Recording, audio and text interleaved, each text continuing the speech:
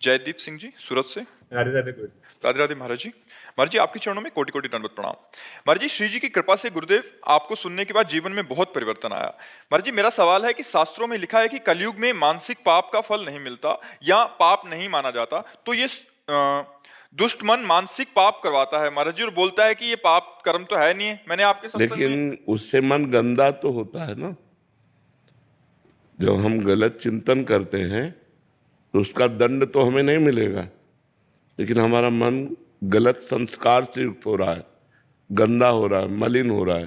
फिर उसके द्वारा जो संकल्प बनेगा उस क्रिया को तुम रोक नहीं पाओगे। जब हम गलत चिंतन करते हैं तो हमारे अंदर उसके भोगने की इच्छा प्रकट होती है।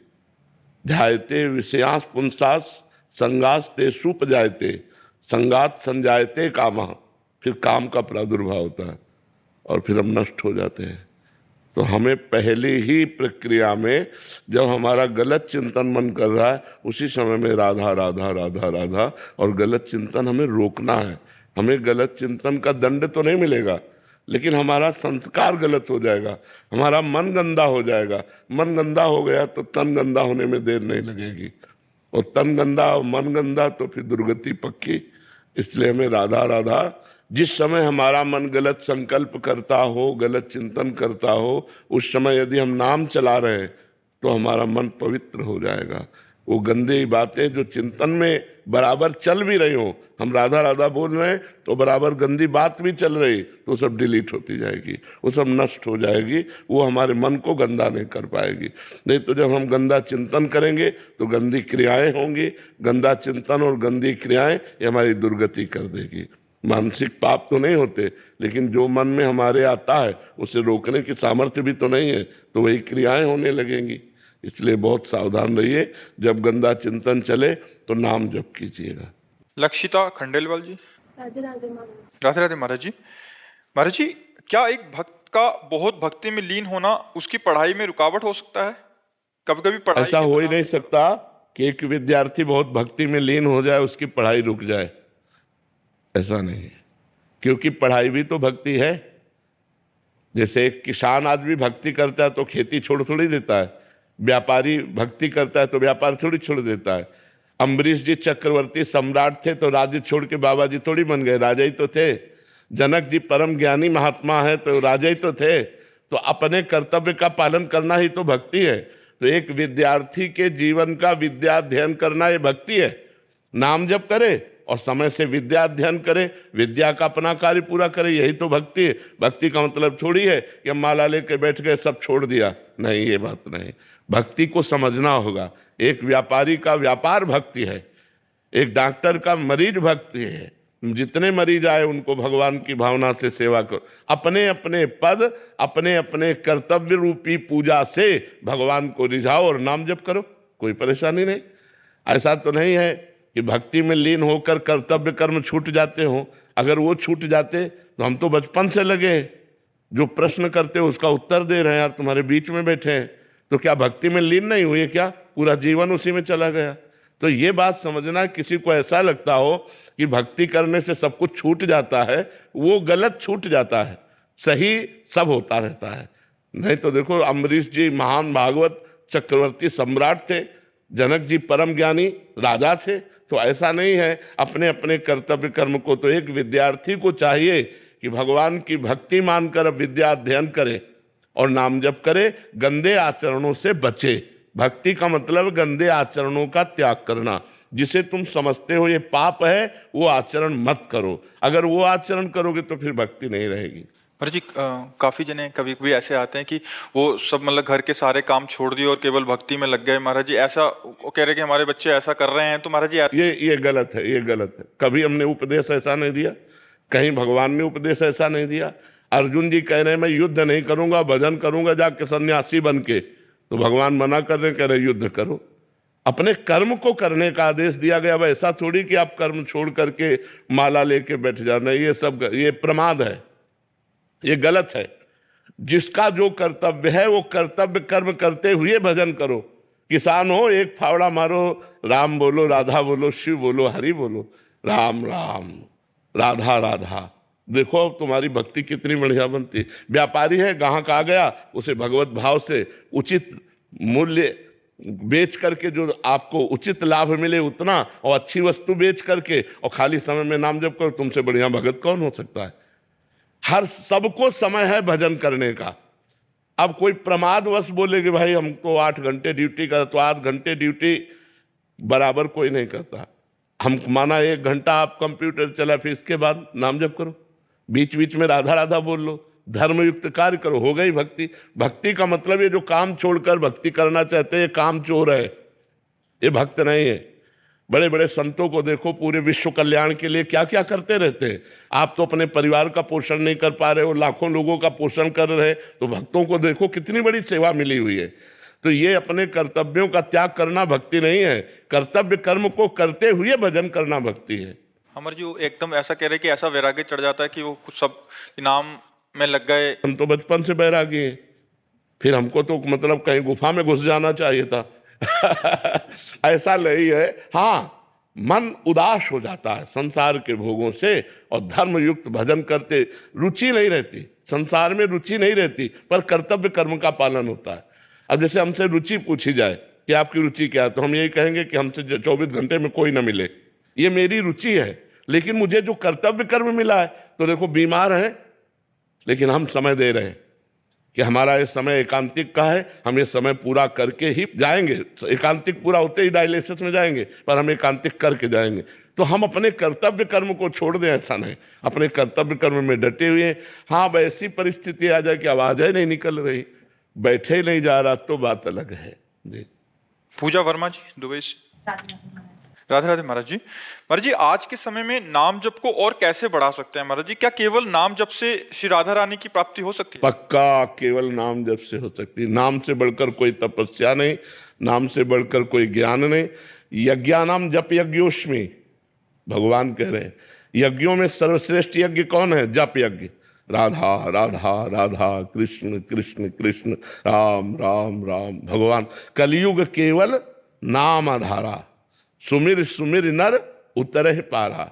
हरेर नामयु हरेर नामयु हरेर नामयु केवलम कलौ नास्तेव नास्तेव नास्तेव गति अन्यथा। कलयुग में भगवत प्राप्ति का और कोई उपाय सहज नहीं है जितना नाम है, नाम है, नाम है। खूब नाम जप करो, इसी से भगवत प्राप्ति होगी। पर नाम जप का सहज अभ्यास डालने के लिए जिह्वा से हमें नाम जप करना पड़ेगा, मन से नहीं। मन तो पवित्र होगा तब पकड़ेगा नाम का जप, लेकिन जिह्वा से हम ले सकते हैं।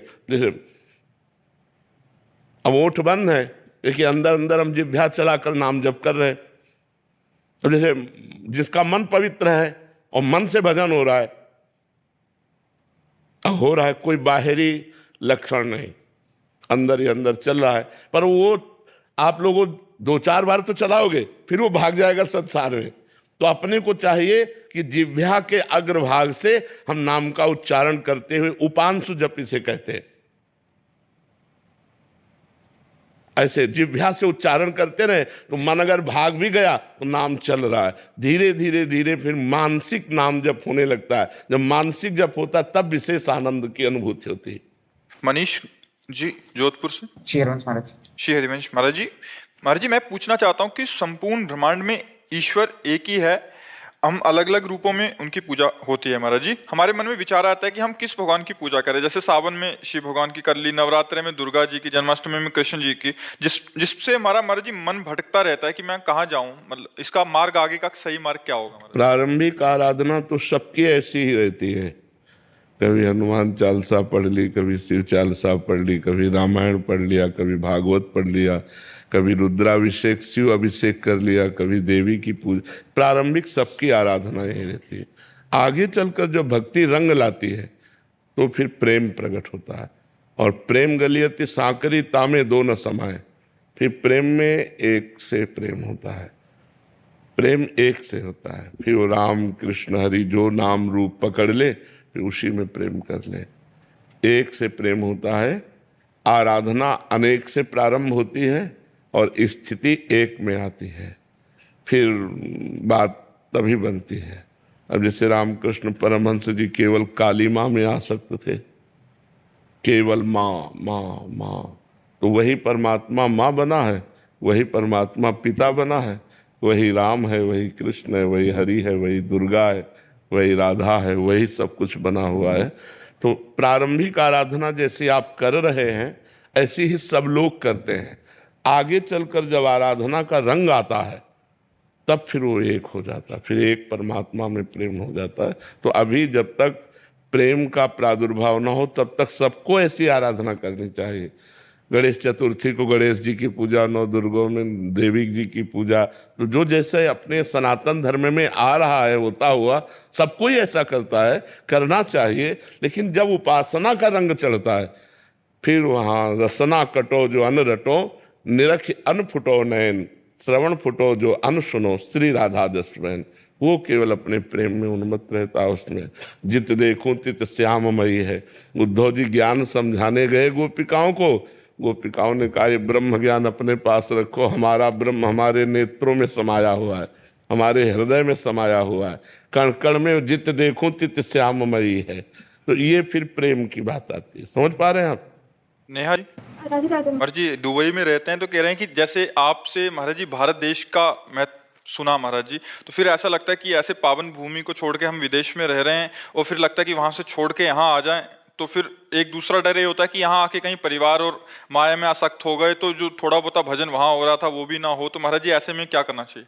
भगवान के आश्रित हो जाना चाहिए। वो दुबई में रखें तो ठीक, भारत में रखें तो ठीक। आप चिंता नहीं मत करो इस बात की, जहाँ हो वहाँ कमाओ और भगवान का भजन करो और भगवान के ऊपर छोड़ दो कि जहाँ रखोगे वहीं रहूंगी, जैसे आप रखोगे वैसे मैं रहूंगी, कोई समस्या ही नहीं है। हमें चिंता नहीं करनी कि वो हमें भारत में रखें या विदेश में रखें। अगर वो हमें विदेश में रखकर भजन करा रहे हैं तो जय हो आपकी, अगर वो अपने देश में ला रहे हैं तो जय हो आपकी। वो आजकल मोबाइल का ज़माना है, घर बैठे सत्संग सुन सकते हो। जो वृंदावन में यहाँ हो रहा है वो पूरे विश्व में कहीं किसी कोने में बैठकर आप सुन सकते हो।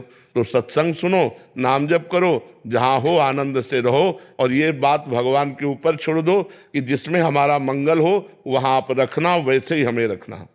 महाराज जी सन्यासी माता जी का प्रश्न है। महाराज जी आप कह रहे हैं कि आप 1-2 साल पहले आए थे तो हाँ, हमें याद है, याद। तो महाराज जी इनका राधा नाम की और आपके सत्संग से बहुत प्रभावित होकर आपने बोला था राधा नाम जप करो और 84 जी का पाठ करो। महाराज जी पर ये कह रहे हैं कि मैं अपने आप को अभी सन्यासी मानूं या वैष्णव मानूं महाराज जी, क्योंकि मैं तो पूरा राधा नाम और देखो सन्यासी और वैष्णव शरीर है, हम सब भगवान के हैं, भगवान के अंश हैं। और पूर्णमदा पूर्णमिदम पूर्णात् पूर्णमुदच्यते पूर्णस्य पूर्णमादाय पूर्णमेवावशिष्यते। उस परमात्मा का पूर्ण अंश जो होता है वो परमात्मा स्वरूप ही होता है। तो ये ना तुम स्त्री हो और ना तुम सन्यासी हो। नहीं बाबा, जो वैष्णव लोग को तिलक और देखो ये सब बाहरी आचार हैं, बाहरी आचरण हैं। आप कंठी नहीं बांधे, आप तिलक नहीं लगाए, लेकिन डट के भजन करते हो तो भगवान की प्राप्ति होगी। कंठी बांधे हैं, तिलक लगाए हैं और गलत आचरण भी करते तो नरक जाएंगे। तो ये जो हमारा वेश है ये आचार्य परंपरा से है। किसी का सन्यास का वेश है, किसी का वैष्णव का वेश है, लेकिन हम चलते उसी परमात्मा की तरफ है। परमात्मा 100-200 तो नहीं है ना, परमात्मा तो एक ही है। जहां हम रति कर लें, नारायण स्वामी सन्यासी थे और भगवान श्री कृष्ण के परम प्रेमी थे। कोई ऐसा नहीं है जो बिना प्रेम के कल्याण को प्राप्त हो जाए। चाहे आत्म प्रेम हो, चाहे कृष्ण प्रेम हो, चाहे राम प्रेम हो, चाहे शिव प्रेम हो, जब तक प्रेम नहीं होगा तब तक मुक्त नहीं हो सकता। भगवान से प्रेम होना अत्यंत आवश्यक है। प्रेम होता है नाम से, प्रेम मूल यह नाम है। अब जैसे सन्यास में प्रणव जपना होता है, वो भी तो भगवान का नाम है। तो अगर हम वृंदावन प्रेम प्राप्त करना चाहते तो हमें राधा राधा जपना पड़ेगा। अच्छा हमें बताओ, दवाई खाने में ऐसा कुछ नियम है क्या कि सन्यासी को अलग दिया जाएगा, वैष्णव को अलग दिया जाएगा, गृहस्थ को अलग दिया जाएगा? दवाई तो हम लेते हैं ना, तो हम इसे दवाई माने कि भव रोग की अचूक औषधि और प्रभु से प्रेम कराने के सामर्थ्य ये राधा नाम में विराजमान है। तो हम औषधि के रूप में जा सुदाम भव भेषज हरन घोर त्रैशूल, जिनका नाम भव रूपी रोग की औषधि है और तीनों तापों का नाश करने वाला है, वो प्रभु का नाम है। राधा कहो, कृष्ण कहो, राम कहो, हरि कहो, वही एक ही परमात्मा के नाम है। इसलिए महाराज जी आपका एक वो है कि आपका अंतिम एक और चिंता है कि अंतिम संस्कार वैष्णव पद्धति से होना चाहिए, संन्यास पद्धति से होना चाहिए। जो हंस था वो तो परम हंस में मिल गया, जो हंस था वो परम हंस में मिल गया। पिंजड़े का बच्चा है, जो कुछ करो, पिंजड़ा ही तो है ना ये, हंस तो इसका उड़ गया। तो जब हम परमात्मा को प्राप्त हो गए तो अब हमारे शरीर को चाहे गाड़ दो, चाहे फूंक दो, चाहे जो कुछ करो, उससे कोई मतलब नहीं होता। तो ये शरीर न सन्यासी है और न ये वैष्णव है, मन है सन्यासी और मन है वैष्णव, और मन परमात्मा में मिल गया तो अब शरीर की जो गति हो सो। मान लो जिन ऐसे जो परमहंस हुए, जिनके न शिष्य है न जिनको कोई जानता है, और उनका शरीर छूटा तो उनका दाह संस्कार कौन करेगा, उनका जल समाधि कौन देगा? जहाँ शरीर छूटा वहीं पड़ा है, चाहे कुत्ते खा गए या तो पशु पक्षी नोच के खा गए या पड़ा पड़े सड़ गया, शरीर का क्या लेना। आप संन्यास धर्म के अनुसार ही शरीर का संस्कार करवाओ, मन प्रेम में जाने दो और तन संसार के लीला में जाने दो, ठीक है। महाराज जी नाम जप आप बताते हैं जब नाम जप करो, तो नाम जप इंसान क्यों नहीं करता? क्योंकि सारे संत भगवान, सारे उपदेश, सब हर कोई कह रहा नाम जप, तो ये इंसानी बुद्धि को क्यों नहीं समझ आ रहा है? पापवंत कर सहज स्वभाव, मोर भजन ते भाव न काऊ।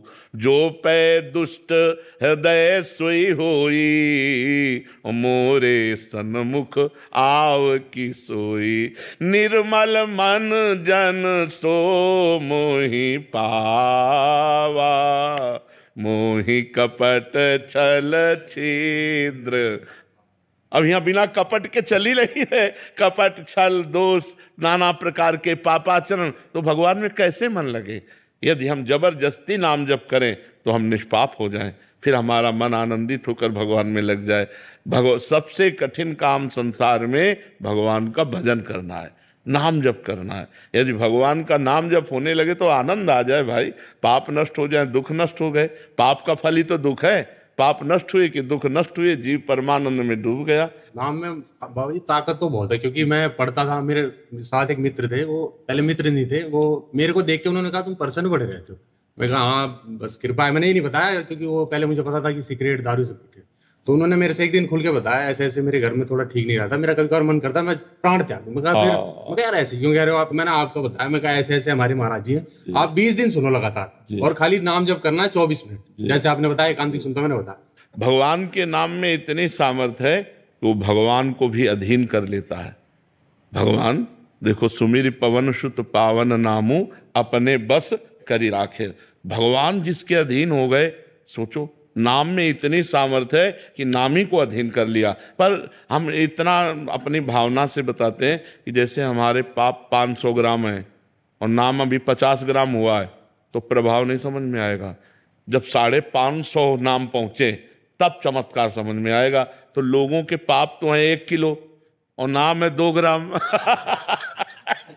और वो चाहते हैं कि मतलब तो अभी मेहनत करनी पड़ेगी। सातु दीर्घकाल निरंतर सत्कार सेवितो दृढ़ भूमि, पातंजल जी कह रहे हैं सा तू दीर्घकाल, वह जो नाम है वो दीर्घकाल निरंतर आदर के साथ जपा जाए तो दृढ़ भूमि, फिर पक्का हो जाएगा। खूब नाम जप करने का अभ्यास करे। इसीलिए यज्ञ भाग्य वर्तते नाम तुभ्यम, मन साग्रे नहीं कहा, जीव भाग्य, क्योंकि मन से जप करना बहुत कठिन है, तो जीव से जप करो राधा राधा राधा राधा राधा राधा राधा। जाने अनजाने में किसी को मारना गलत है, जाने अनजाने में नहीं। यहाँ ध्यान देना है, अनजाने में और जाने में बड़ा अंतर है। तो फिर जब पूजा कक्ष में जब घर लिपते हैं तो चींटी कीड़े वगैरह रहते हैं, तो उसको जब लिपता हूँ तो वो उसमें देखो, उसमें अपने लोग भी सेवा करते हैं। हम पहले फूल झाड़ू से झाड़ते हैं, फिर पोछा लगाते समय बहुत ध्यान देते हैं कि कोई जीव हमारे पोछा में दब ना जाए।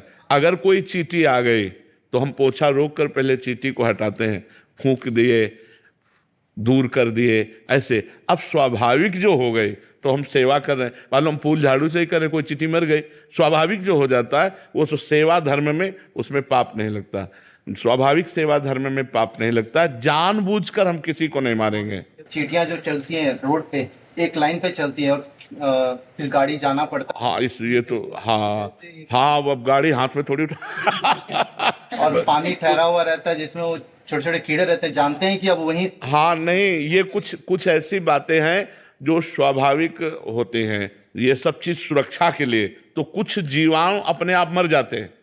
तो अब ये फिर देखो, सृष्टि का पालन और सृष्टि का रचना और सृष्टि का संहार तीनों समान लिखे हुए हैं।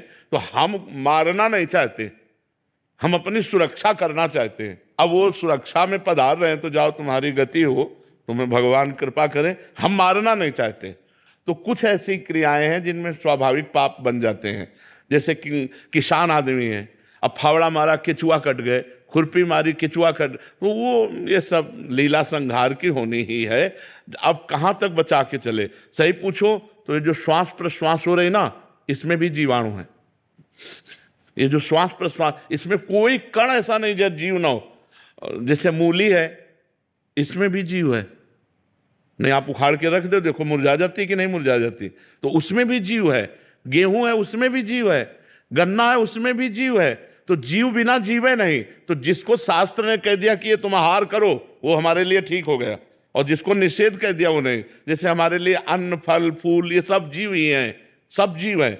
जीव बिना जीवे नहीं। हमारे लिए शास्त्र ने जो निर्धारित कर दिया कि ये आपका आहार है, वो जैसे सिंह है, वो गाय को जबरदस्ती बलात् मार करके खाता है, उसके लिए कोई अपराध नहीं, क्योंकि उसका आहार निश्चित है।